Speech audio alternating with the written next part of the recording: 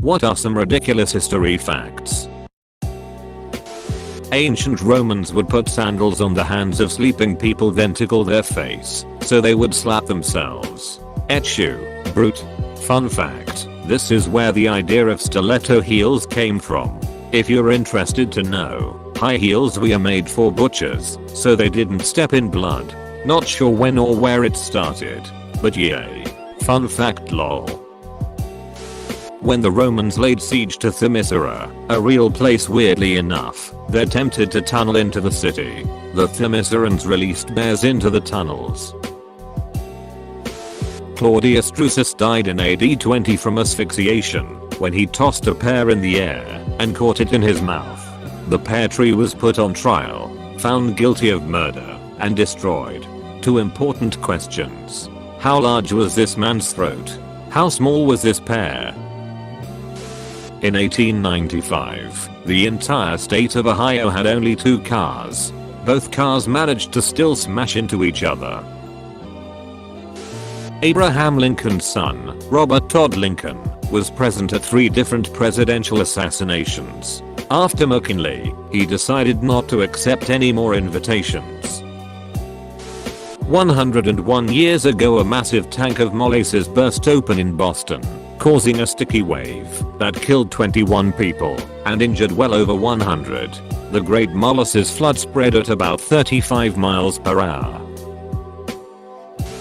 When Alexander the Great was a child, he was reprimanded by a teacher for wastefully throwing 2 whole fistfuls of rare incense into a sacrificial fire. When he was an adult and captured Gaza, which happened to be the prime agricultural source of the incense he wasted, he sent home 18 tons of it home to the same teacher as a gift.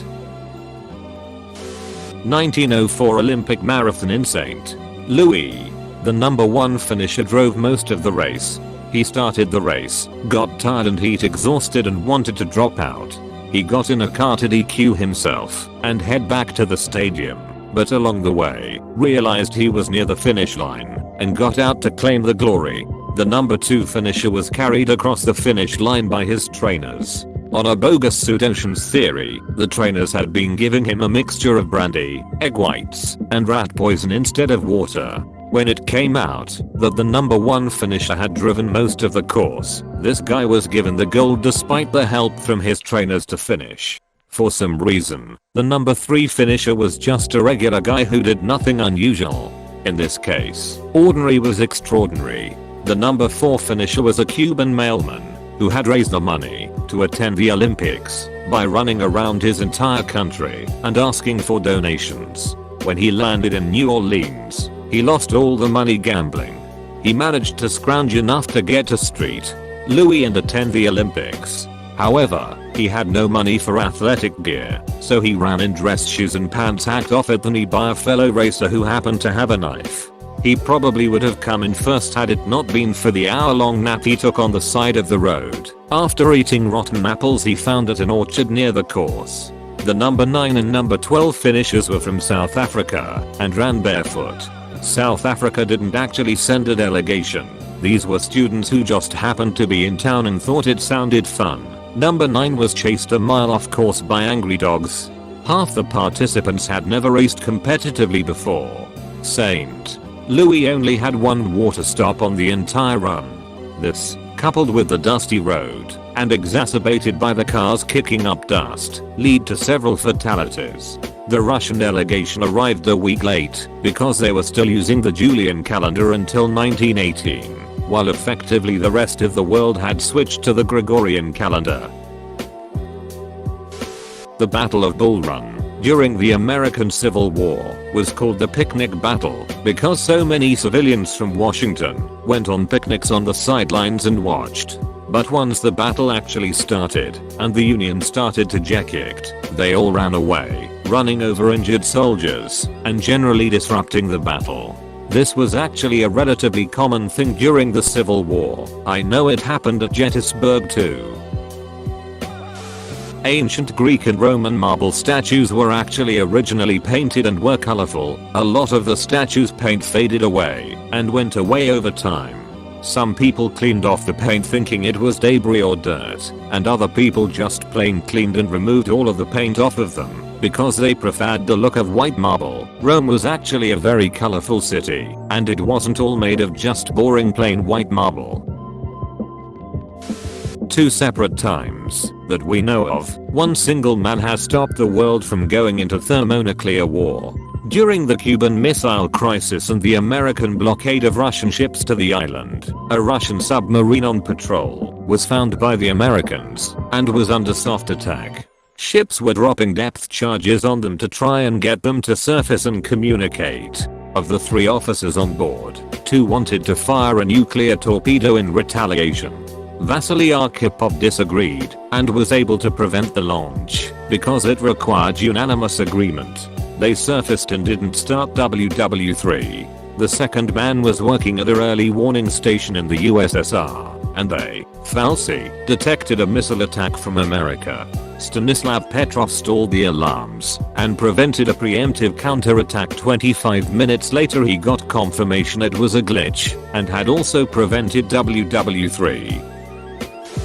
When the Netherlands was occupied by Renaissance in 1940, many people fled to Canada, including Princess Juliana of the Netherlands and her husband Prince Bernard of Lippe-Beesteveld. Their daughter, Princess Margriet, was born in Ottawa. Not knowing if the baby would be male, and hence the heir to the throne, Canada declared the maternity ward of the Ottawa Hospital extraterritorial, which means it became international territory. This meant that the baby would derive its nationality only from its mother, making it 100% Dutch. The Pastry War. A French pastry chef who lived in the outskirts of Mexico City wrote a letter of complaint to King Louis Philippe claiming that in 1832 the Mexican army damaged his shop and stole several cakes, for which he was demanding 60,000 pesos from the Mexican government, who ignored the request. After this incident, King Louis Philippe decided to block all ports of entry in the Gulf of Mexico, which later on led to the French invasion of Veracruz. It is told by Herodotus that when Xerxes invaded Greece he had to build pontoon bridges, which were destroyed by a storm before completion. Xerxes was so upset at what happened that he had every engineer beheaded and sent soldiers down to whip the sea 300 times for its failure to obey him and comply with his plans.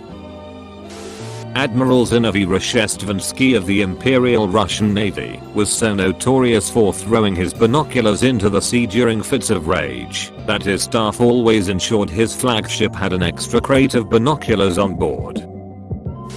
In 1714, a Norwegian captain and an English captain had a 14-hour-long ship fight. Afterwards, both ships were badly damaged, and the Norwegian captain was running out of ammo. He sent an envoy to the English ship, asking if he could borrow some of their ammo. They said no. Potatoes were not very popular as a food in France. Like they were seen as fit only for animals. Not only that, but they were considered generally not digestible by humans. So a pharmacist named Parmentier knew they were good food and wanted to popularize them among the working class. So he got a 2-acre farm to grow potatoes and placed armed guards around it at all times. People assumed armed guards meant something very valuable was growing there, so they began to steal the potatoes. That's how potatoes became popular in France's working class. He also told his guards to accept bribes and to not actually catch anyone. Pepsi once had the 6th largest military in the world, after the price of Russian vodka couldn't cover their deal for Pepsi products. So they traded 17 submarines, a frigate, a cruiser, and a destroyer for a trade deal. Fun fact, the president of PepsiCo at the time told the National Security Advisor, "We are disarming the USSR faster than you are." In 1908, there was a car race around the world that started in New York City. The route would start in New York City to San Francisco to Valdez, Alaska, across the Bering Strait, through Russia and Europe, with the finish line in Paris. Cars were relatively new and road infrastructure was limited to only metropolitan areas, and even then, a lot of it was cobblestone. But what you might have thought is, how in the world can a car get across the Pacific? They would drive across the Bering Strait during the winter, when it froze into an ice bridge. Silly. The race began in February 1908 and immediately ran into challenges. To list a few: cars breaking down multiple times, lack of usable roads, car-hating people giving wrong directions, and oh yeah, snow. The first team reached San Francisco in 41 days, but quickly realized that the proposed route from San Francisco to Alaska did not exist. So the organizers allowed teams to ship their cars to Valdez, Alaska, then continue on the ice bridge. Once in Valdez, the teams found out that there is in fact no ice bridge across the Bering Strait anymore because it melted 20,000 years ago. Small oversight. Organizers then allowed teams to ship their cars across the Pacific to Japan, then Russia to carry on. Despite all unpredictable and hilariously predictable odds, the winning team arrived in Paris 169 days later. Highly recommend to listen about it from the Dollop podcast. There's more nonsense that happens that I couldn't fit in / remember. In ancient Egypt, servants were smeared with honey to attract flies away from the pharaoh. There used to be bread stamps burned into a cooked loaf of bread to avoid bread fraud, as the government supplied the wheat / flour, but some bakers tried to use sawdust and other ingredients in the bread to make the wheat last longer. The bread stamps were baker specific, so they could track down where any tainted bread came from. If they were caught, they had to move to another town to make bread, or wait 3 years to continue making bread, if I remember correctly. Bread laws were huge throughout most of history. Nowadays, the idea of the government so strictly regulating an industry that they are forced to sell at a certain price seems odd, but in a time when food shortages were always a danger and food reserves were slim, bread becomes a very important commodity. It's how the Roman emperors kept Rome quiet despite the fact it was such an absurdly huge city. Literally bread and circuses. Free bread, free water, and free entertainment.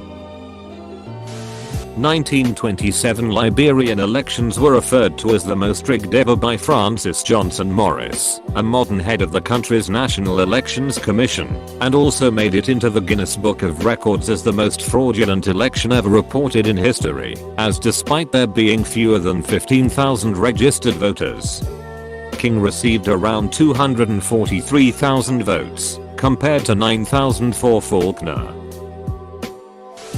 Thanks for watching. Please like and subscribe. New videos every day. Check out our playlist.